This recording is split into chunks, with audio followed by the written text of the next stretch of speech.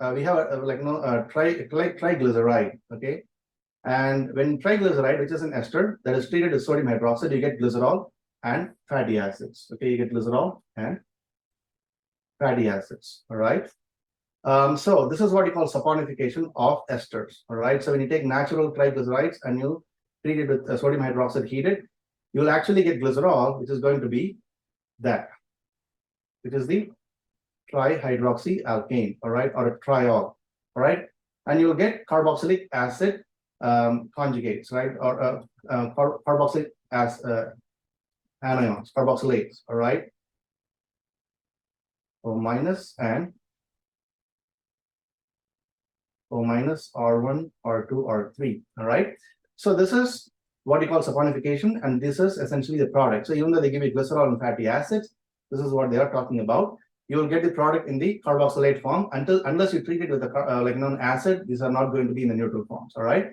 So when glycerol reacts with 3 different fatty acids, how many stereogenic centers does the product triglycerol contain? Okay. So in glycerol, which is the product, they are not talking about reactant. And this product reacts with 3 different fatty acids, right? So R1 COOH, R2 COOH, and R3 COOH. When you have these 3 acids, and you can use like for example, a concentrated acid like sulfuric acid, okay, which gives you Fischer esterification, you can form the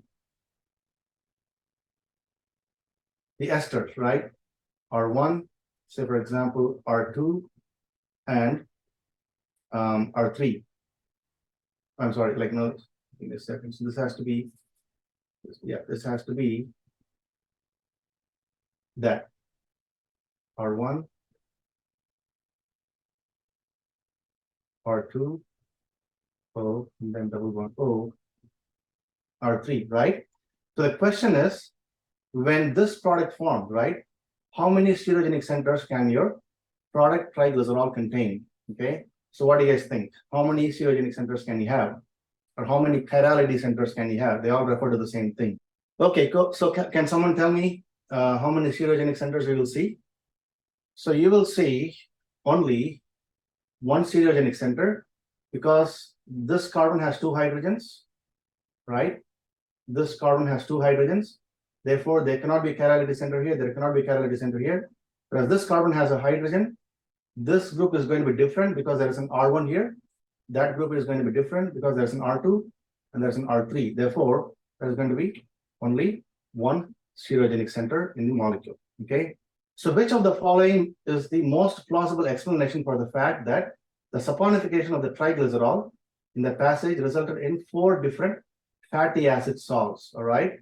So what they're asking is, when you get the product, okay, this fatty acid salts, which I just mentioned, this is going to be a carboxylate, all right, O minus, okay.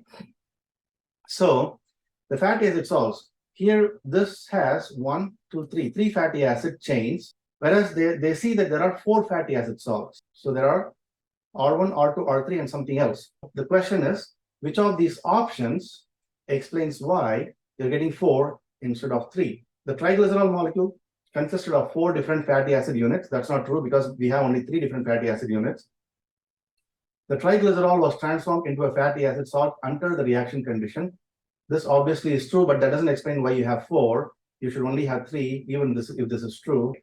One of the fatty acid salts was unsaturated and it completely isomerized under the reaction condition. So what they're saying is, if we have R1 carboxylate, R2 carboxylate, R3 carboxylate, they're saying one of them, like for example, R1 carboxylate became converted to something else completely, like for example this, to R4. So R1 became R4. So if this is true, you should be seeing R4, R2, and R3. You should not be seeing R1, and therefore there should still be only 3 different carboxylates. Option 4 says that one of the fatty acids was unsaturated and a small percent isomerized. Okay, so when we mean unsaturation, we are talking about something that looks like that. That is unsaturation. These are the unsaturated fatty acids. So what they're saying is one of them, unsaturated, but only to a small degree. So you have, for example, a trans unsaturated fatty acid, and to some degree, it became cis unsaturated fatty acid, right? Which you're looking at. So that is going to be the right answer. Because if it became completely converted from, say, for example, trans to cis, you should be seeing only 3 still. All right. So can someone tell me if what I'm trying to explain, does that make sense?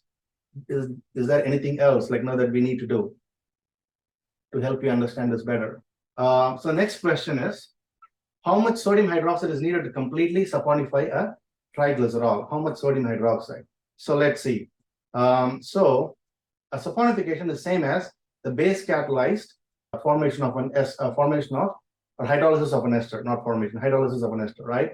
So for example, if we have an ester or prime, right? Say for example, let me give actual faces to these molecules. So we have OCH3, okay? If we do an acid catalyzed hydrolysis, so acid catalyzed hydrolysis is going to be acid, you have to have some amount of acid, but you can have a lot of water. So this is going to be a reversible reaction, and it is going to give you a carboxylic acid and the alcohol. It's going to give you carboxylic acid and the alcohol. For this, even if you add a small amount of acid, that is going to be sufficient, which is why this is called as the acid catalyzed hydrolysis of an ester. Whereas when you look at the base promoted hydrolysis of an ester, base mediated, it's not called catalyzed, because what happens is if you get a carboxylic acid, if you get a hydrolysis, you'll end up getting a carboxylic acid.